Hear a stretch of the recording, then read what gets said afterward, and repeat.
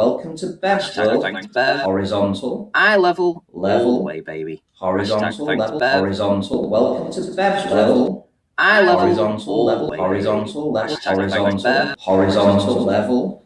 Level. Horizontal. Level. Horizontal. Level. Horizontal. Level. Horizontal. Bev's World. Horizontal. Level. Horizontal. Level. Horizontal. Horizontal. Level. Horizontal. Level. Horizontal. Level. Horizontal. Level. Level. Horizontal. Eye level. Horizontal level. Baby. Horizontal level. Thanks, Bev. Horizontal level. Welcome to Bev's World. Thanks, Bev. My name's Ranty, and I am still Lying a flat earther.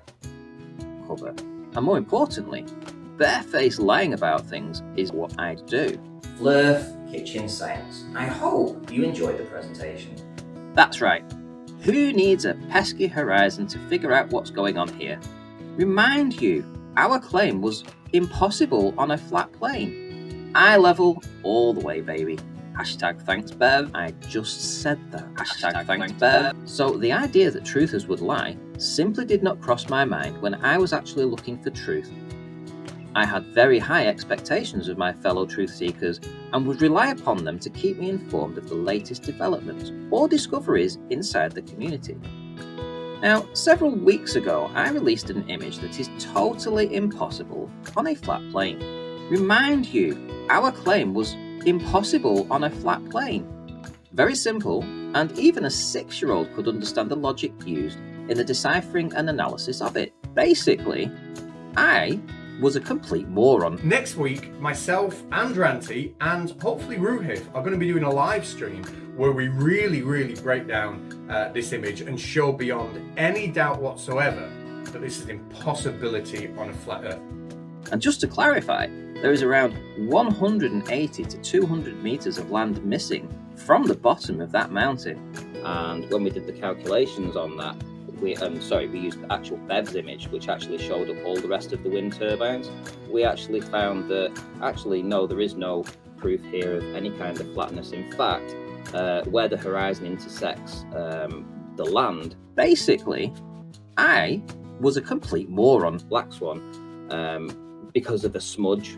You clearly haven't done the research. I did the research. Okay, and would you agree then that this object, which is clearly defined, is essentially on the horizon? Well, yeah, I mean, it could be further than the horizon or closer than the horizon. Right here. And you can see that it's right on the horizon. The horizon is too far. Basically, I was a complete moron. This marker sitting on the apparent horizon is in no way a shore-to-shore observation. The areas known as Goads Barrow and Roosbeck are situated in this area and are at a distance of 32.3 miles away. Now that's a problem for the Black Swan argument. Wouldn't it be better to tell the audience the truth, being that you're supposedly a truth seeker? Or is this convenient lie another way of distracting from the evidence? My name's Ranty, and I am still lying a flat earther. cover. And more importantly, barefaced lying about things is what I do. How does a normal Flerf expect you to believe you are a genuine truth seeker when you lie so much and make so much shit up that you really do follow rule number 1? If all else fails, make shit up. The areas known as Goads Barrow and Roosbeck are situated in this area and are at a distance of 32.3 miles away. Now, the best way to get through to a Flerf is to actually become a Flerf again and use Flerf technology to get your points across. And they chopped off the left side. The left side is like a black swan. Dude, you can see the windmill to the base. You can see the mountains to the base. Dude, you can see the bottom of the mountains just to the left of the picture that they cropped out. In that very picture, to the left that they cut out, is a black swan. It's where you can see too far. Right. It's just one image. It's a professional photograph, dude. And they chopped out the left side of it, dude, where the horizon is way further back and you can see the base of the mountains. Dude, you can see the base of the mountains right to the left of where they cut it off, bro. And right to the left of it, dude, where the land ends, there's a little more water. You can see all the way to the terrain that leads up to the bottom of the mountains. The left side shows the horizon too far. Where's the geometric horizon? Can you point it out? Where's the Earth curve in here? There's a curve in the Earth curve. Can you draw it? Where's that? However, I got him to say where the horizon was on the debate. Right, okay, so just to be clear, just so that I heard correctly what you said, you are identifying this area here. If I this line, you're identifying that line there as the horizon, correct? Well, it's where the sky appears to meet the ground now. And then I showed him the channel marker at 5.69 miles away that sits on the horizon, well within the geometric horizon's margin. You've identified this area as being the horizon, and you wanted to talk about some objects and you could claim that it was further away. I'm just trying to say, if this is an object that can be identified, we can then establish where the horizon is, correct? Well, you would have to claim that that's right where the horizon is, and therefore you'd have to know for a fact that you're seeing the entirety of it all the way to the bottom, right? And then relative location to the horizon, which is why the sky appears to meet the ground. This is why you keep on trying to shift it back over to me, because I'm asking you, very simply, just cut to it, is this geometric horizon a physical obstruction of Earth curvature or not? Yeah, my point is very simple, though. It's because, well, I'm going to say that matches up perfectly to the globe Earth. You've made a claim that the horizon is further than it should be. And what I'm saying is that I can identify objects in this image and prove to you that that's not the case. You've already identified that this line here is the horizon, and I can demonstrate that this object here that sits on the horizon is about the exact same distance you'd expect to be away on a globe for it to meet the horizon. Now, you said that this line was the horizon, but you also claimed earlier that you're seeing further than you should do. But I also presented proof before regarding this wind turbine over here. This turbine here that's only 41 meters tall it sits at its base is at 220 meters or 218 meters above sea level. So that stem is 41 meters, right? How many of those stems to go all the way down to 220 meters would you have to put in? Oh, we can't see it. You can clearly see that even Sleeping Warrior identified it, Brian's Logic identified it, the turbine was also picked out by Bev Try Thinking. My name's Ranty, and I am still lying a flat earther. Cover. And more importantly, barefaced lying about things is what I'd do. This turbine is very clear on both images, and we know its hub height, we know its position, we know where it is, we know its elevation too. And that says that right here, you know, if you're going to claim that this line is the horizon, you're looking at about 180 meters missing of this mountain that this turbine sits upon. Also, I want to show you Google Earth because, you know, you talked about, I talked about the channel marker. The channel marker is only 5.68 miles away. That's how far that channel marker is away from the observer, right? So when we go back to the image and we look over here and we look at this channel marker sitting on the horizon, which you claimed you identified this was where the horizon is. Next Master Beta called me a liar after we claimed we got the image off Twitter and it had already been cropped. And assert in a picture where we haven't got the problem of a geometric horizon to have to defend if we crop the image. That's what your Earth curve is. Well, not anymore. So you're going to go to some obscure mountains that are blocked by a piece of land in the foreground so you can deny that you can even see Earth curve after cropping the Earth curve on the left out of the image? It's pathetic. Oh, we didn't until they cropped it out with their Texas sharpshooter fallacy. It's disastrous. Thanks, cats. No, this is the actual original. Gotcha. I see. So when they say they got the... Yeah, we covered that. I think Brian covered that in fairly extensive detail. Ranty's a liar. My name's Ranty, and I am still lying a flat earther. Cover. And more importantly, barefaced lying about things is what I'd do. I'm missing a very vital piece of equipment. Now this is better, so now we can begin. So what have the Flerf Elite done this week in trying to debunk this image that shows conclusive proof that it is impossible on a flat plane? Now, the observer height is only of any real relevance when they are trying to reverse the burden of proof back onto the globe. This is a subtle tactic used quite effectively in the past, but you know what? I know all of their tricks. Let's show you. We have hundreds of hours of people debating with us, telling us how important the heights are, and how critically important it is to have the correct height now.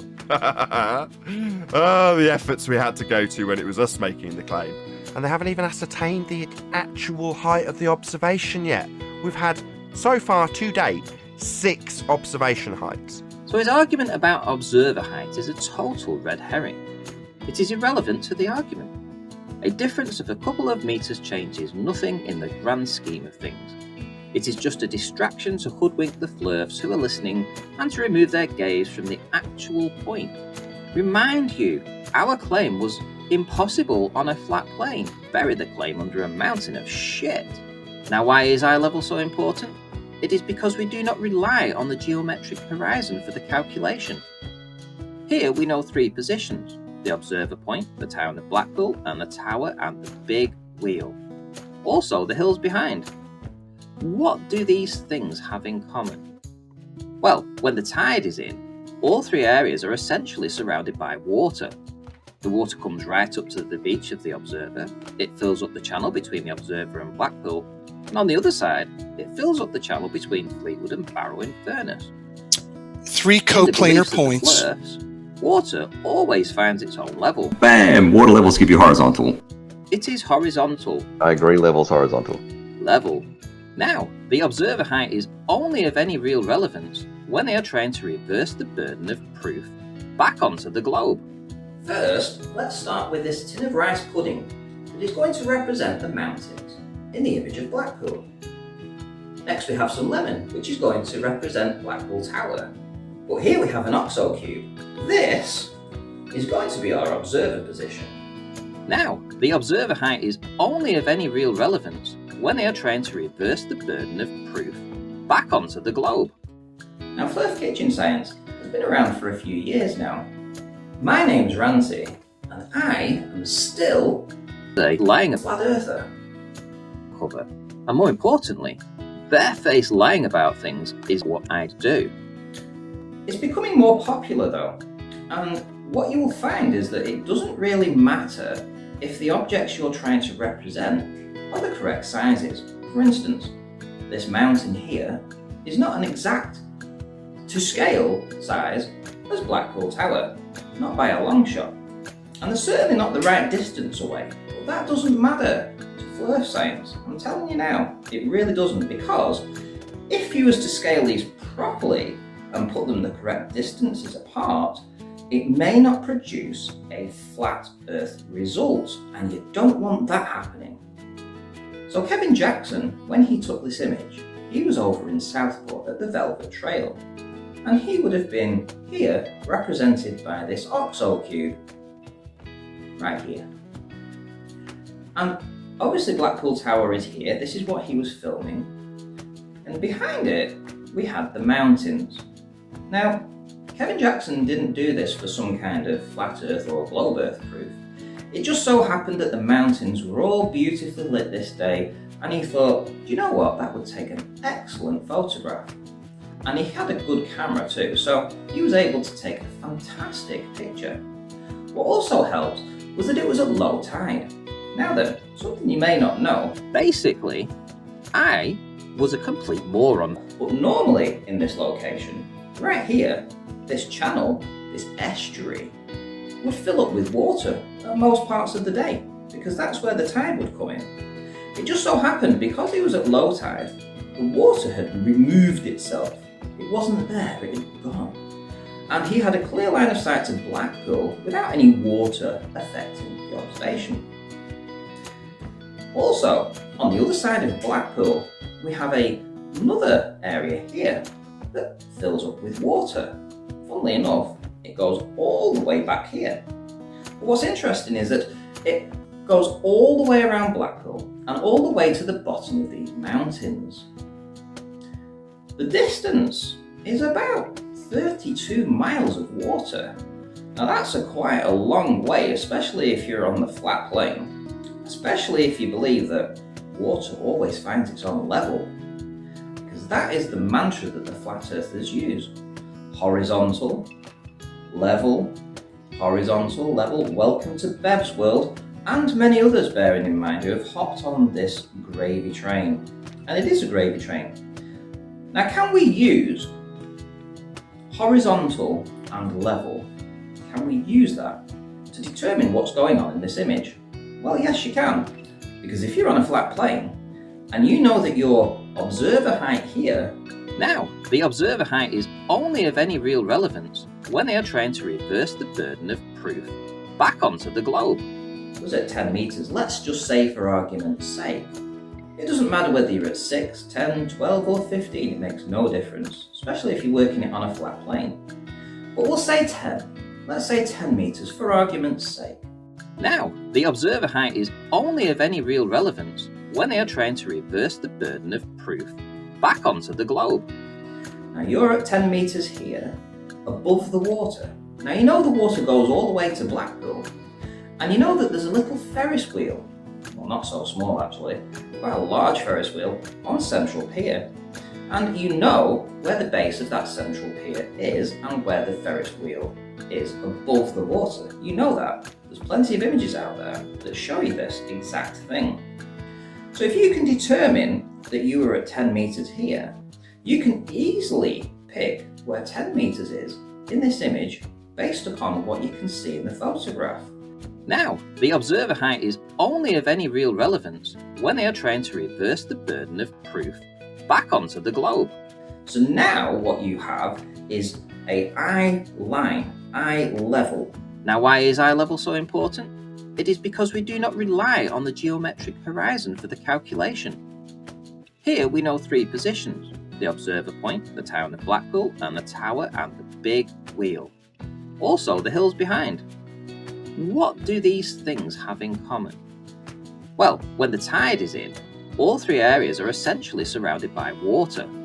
The water comes right up to the beach of the observer, it fills up the channel between the observer and Blackpool, and on the other side, it fills up the channel between Fleetwood and Barrow-in-Furness. In the beliefs of the Flerfs, water always finds its own level. It is horizontal, level, from point A to point B. And all the way across, if you're living on a flat plane, you would be skirting across the water at a horizontal distance of 10 meters all the way across.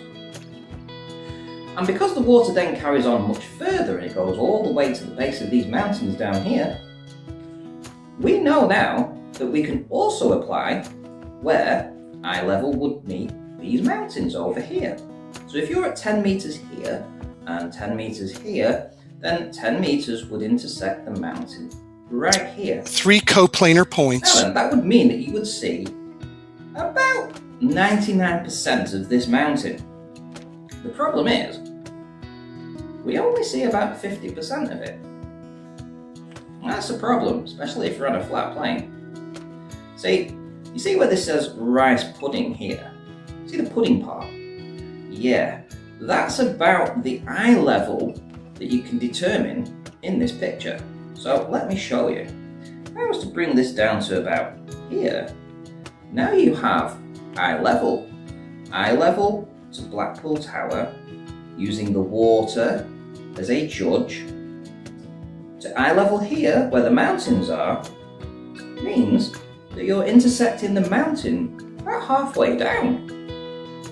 Now that's a big problem, don't you think? No. I think it proves the point.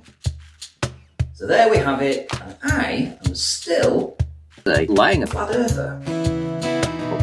And more importantly, barefaced lying about things is what I do. I hope you enjoyed the presentation. That's right. Who needs a pesky horizon to figure out what's going on here? Eye level all the way, baby. Hashtag thanks, Bev. Double theme clouds your mind.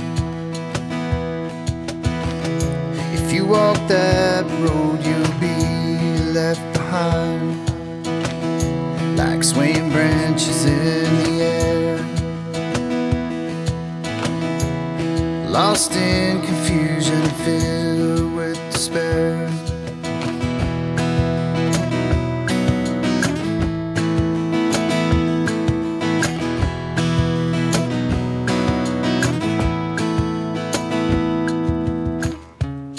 Arguments and fallacies,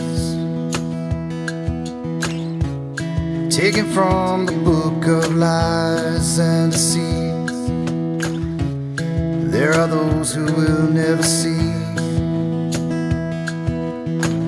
the gift of low gas that was given to me. And I know how water flows, and I know what level shows it. You'll be wasting your time, mine, trying to change what's been defined. I know what I know. I know what I know. You don't know what you don't know. Blackpool paradox. You think it's measuring, but it's not. It's optical phenomenon. All you fools think you know what's beyond. I know how water flows, and I know what level shows it. You'll be wasting your time, mine, trying to change what's been defined. I know how water flows, and I know what level shows it. You'll be wasting your time, mine, trying to change what's been defined.